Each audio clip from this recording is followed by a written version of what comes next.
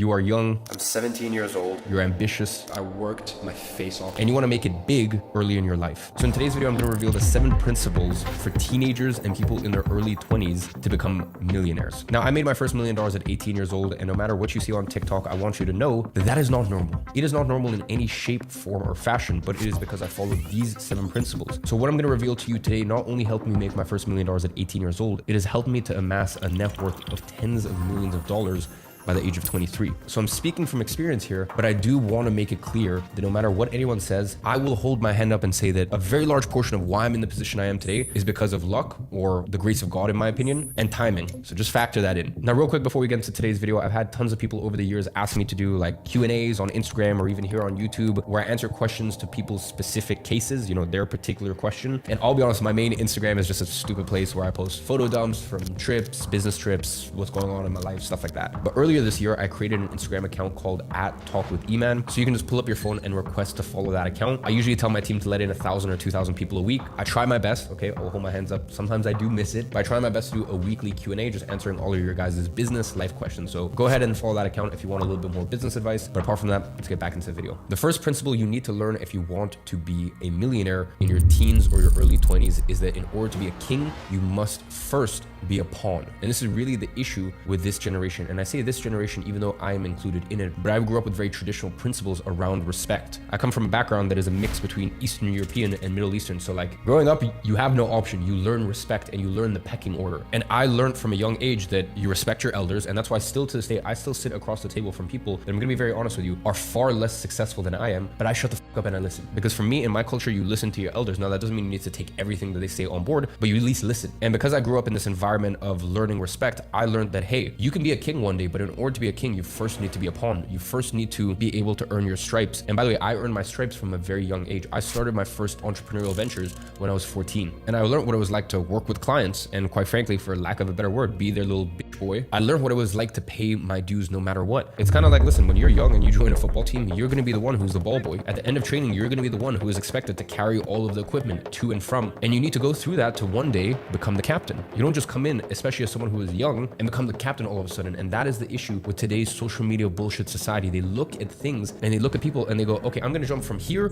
to here. And I deserve that for some reason. And I even get this to this day. People say, hey, man, why do you recommend business models that you used to do? Why don't you recommend what you're doing right now? Do you realize how stupid that sounds? Do you realize why I may suggest business models I did when I first started my entrepreneurial ventures, or within 3 years into my entrepreneurial ventures, not now that I am coming up to my 10th year as an entrepreneur? Do you not realize why I would suggest businesses that I started as a pawn, as someone with no resources, no connection, no money, nothing? Do you realize why I suggest those businesses rather than the businesses I have now with millions of followers, subscribers, tens of millions of dollars? Like, I'm sure you can kind of see why I think this is better than this. But this is what I'm saying. The younger generation, they look at things and they're like, no, I want to jump straight to the finish line. You have to earn your fucking stripes. So just remember, to be a king, you must first learn to be a pawn. And there is nothing wrong with that, by the way. There is honor, there is nobility in starting from the bottom of the pecking order, being quiet, respecting the process, and understanding that you will eventually work your way up the totem pole. Now, the next principle for teenagers to become millionaires is dress to elevate.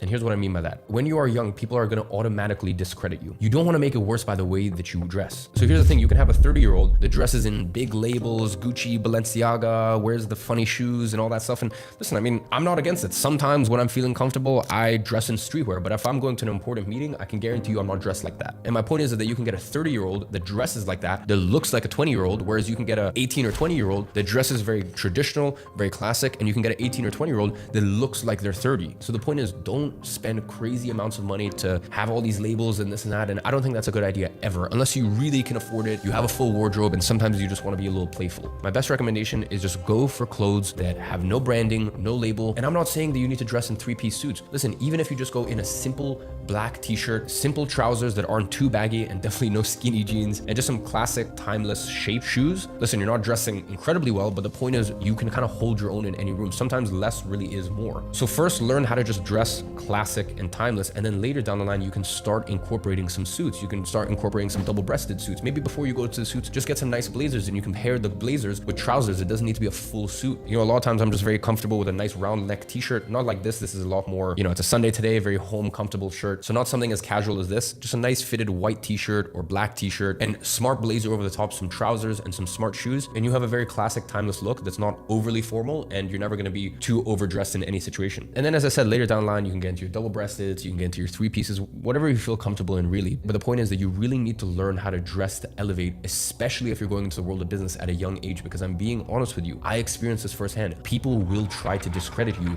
because of your age. So don't give them any excuse or reason to make it an even bigger thing than it needs to be. So dress older than you are. Now, the third principle for teenagers to become millionaires is have something external that humbles you. And here's what I mean by that. There's a lot of people who are young with a lot of ambition in their life, but the issue is there's nothing in their life that has humbled them. Things that will humble you. Combat sports. Business will humble you because no matter how good you are, when you get in the world of business, the market will tell you how good you are. I'll give you a perfect example. I remember when I was 17 years old, I had gotten up to, I think 15 or 20 grand in my business at that point. I dropped out of school the month prior and I hired my first employee, full-time employee at $50,000 a year, which by the way, for a first employee was like, at 17, that was big for me. And I'll never forget it. This person even moved country to join my company, aka just me. And within 3 to 4 days, he quit, packed up his stuff and went back to his country and was like, I do not enjoy this work. And I remember it was one of the very few times I've ever cried in my life. I remember talking to my mom and just crying and just being like, wow, I feel like a failure. Your business is taking off and you're hiring your first employee and they leave because A, the work isn't enjoyable enough, or potentially, and this is something I had to face at the time, maybe I just really wasn't an inspiring leader. Maybe I wasn't the sort of leader where my team was like, I would follow you into war. And things are very different now that I have 150 employees. We get 40,000 people a year applying to work at one of my companies because I was humbled when I was 17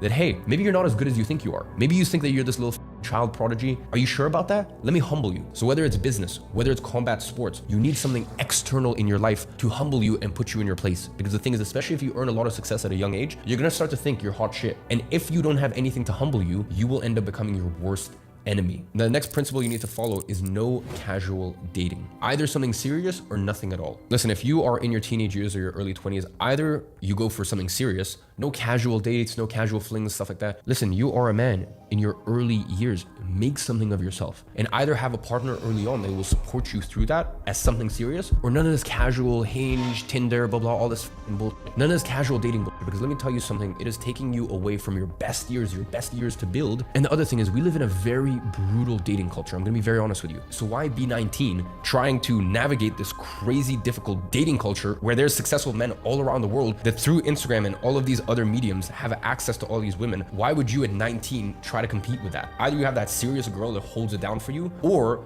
don't try to casual date. If you want to casual date and have your fun, and listen, I'm speaking as someone who has had both sides of the equation, and to this day, I still like to have my fun. There's nothing wrong with it, but I put my head down and worked like a dog for years and years. And I remember even being 19, 20 and being a multi-millionaire, and I said to myself, what's the point of me really focusing on women and having fun and enjoying myself with all these women when girls don't want guys who are 19 or 20? And you need to understand this. As a guy, you become most attractive once you get past the age of 25. Really from 25 to 35 is when you're most attractive to women. And it really only starts at 25. So I remember even being 19 or 20, I'm like, yes, this is great. I'm a multi-millionaire. I'm all these things. But like, let me just keep working. Like, I'm on a roll. I got momentum. Let me just keep this going rather than trying to have the most fun and date girls and blah, blah, and all this crap. So as I said, no casual dating. Either you are dating someone serious that you're like, fuck, this woman could be that day one for me. And by the way, that day one girl, listen, please take this coming from me. There is nothing on earth that is more valuable than that. If you've got a day one girl and you manage to get a day one girl, you know, all these girls on a yacht, private jet, but I have done and still do all these things. But I understand that that does not come remotely close to a day one girl who is there for you from the jump, from day one. So either aim for that, because by the way, that is the most valuable thing you could ever get in life. I'm telling you this. So either you get that or just don't casual date, because you are in your building phase. You have so long, especially as a man. And I know I keep talking to men, and I understand that there's I think 10% of my audience is women. And I always do say I make content specifically for men because I grew up without a dad. I had to learn all this shit myself. So that's why I speak to the young men out there. But I know a lot of women still watch my videos and take lessons from men, stuff like that. So as I was saying, keep your head down, keep focused, no casual dating bullshit. And then once you've made something of yourself, pop your head up and then you can have a little bit of fun before eventually, hopefully one day you find your actual queen. Principle number 5 is keep your circle small, but your influence large. And here's what I mean by that. There is nothing wrong with many people knowing you or with you having many acquaintances, but you should have very few friends. And here's the thing, most people in this bullshit fake life don't know the difference between an acquaintance and a friend, because most people don't understand what true loyalty is. They are around people that they don't like. They're around people for clout or money and this and that. And that's why, by the way, it's so important to get yourself strong first. So this way, people later down the line can't throw money or women or clout at you and you're impressed by it. You need to make yourself strong. You need to make yourself a fortress. But back to the point, keep your circle tight, but your influence large. Many people can and should know of you. And I'm not talking about having a massive social media following or this or that. I just mean even in the industry you're in, never unnecessarily burn bridges. Always be very polite and courteous to people, but always understand that you can probably only have a select handful of true friends, true brothers in arms, true people that would love you and do anything for you. That's a very, very small circle. So your circle of influence can and should be large, but keep your actual circle solid and full of good people. The next principle you need to follow is that God will always test you to see what you can handle, and if you can't, he will take it away from you. And this is very, very important because becoming successful and making your first million in your teens or your early 20s, that's great. Congratulations. Can you keep it now? And not only can you keep it, can you multiply it? Because that's a lot of pressure. Listen, if you make your first $1 million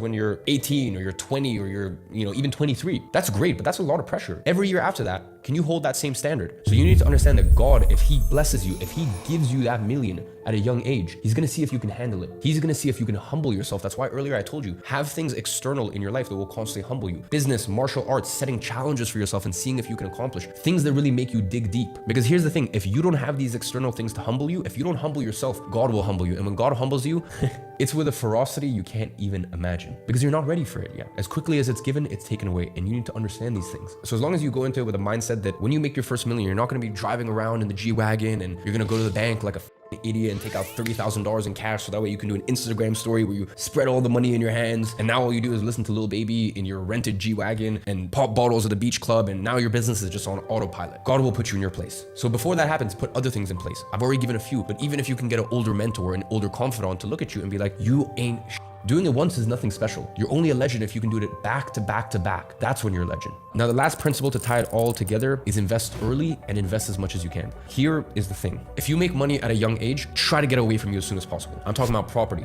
I'm talking about maybe even buying some physical gold. I'm talking about things where the money can get away from you and it's not easy to sell. Here's the issue sometimes, and I'm not totally opposed to it. Here's sometimes the issue with crypto or stocks. You can buy and sell very easily. You can't buy and sell real estate very easily. So buying things that aren't actually very liquid at a young age, I think later down the line, once you're established, that can actually be a detriment. It actually makes things a little bit more difficult. But when you're a young age, you are your worst enemy. You're probably the biggest reason you're gonna f this up. So what you want to do is once you make money, push it away as quick as possible. Because here's the other thing, and once again, I'm talking from experience. When you are young and you make a lot of money, you know what people think? People don't think, oh, well done. People think you got lucky. So there's no point being 19 years old, driving all these supercars and blah, blah, all this stuff, because you're not impressing anyone. People just think you're lucky. That's it. So you're better off taking the money, investing it. And when you're 23, you're 25, you get to an age where people can kind of believe this has happened a little bit more. Maybe, you're 22, but you dress the part and people think you're a little older. And that's when you can enjoy and you can live it up and you can do these things, because when you get out of your supercar, people will actually think that you bought that. But when you're 19 and you look young, people will either think you got lucky, they're gonna think you invested in some pump and dump coin, or they're gonna think daddy's money. So while you're trying to flex, and let's be honest, if you're young and you're buying these supercars, you're probably trying to flex. It's not even having the intended effect. So just tell yourself, you know what? Any money that comes in, I'm gonna invest as much as I humanly can. I'm gonna make myself solid, and I'm gonna enjoy these things a little later down the line. So ladies and gentlemen, I present to you these principles as someone who can speak to you more realistically, because let's be honest, a lot of these YouTube videos you watch online are some 50-year-olds that lived in a different generation and don't understand that, hey, there's nothing wrong with wanting beautiful women around you. There's nothing wrong with wanting money, having nice cars, all these things. There's nothing wrong with that, but there's a way to do it. There's a time and a place. So I'm just coming here and speaking to you guys from experience and trying to meet you guys at where you are, which is not trying to shame you for the things that you want in life, but just telling you that there's a way to do it and there's a right timing to do things. So as I said, I hope this has been of value to you. As a reminder, I'm a little bit more active on that Talk with Eman for actual sort of business Q&As. So go ahead and follow that account. And as always, I'm watching from afar and I'm rooting for you.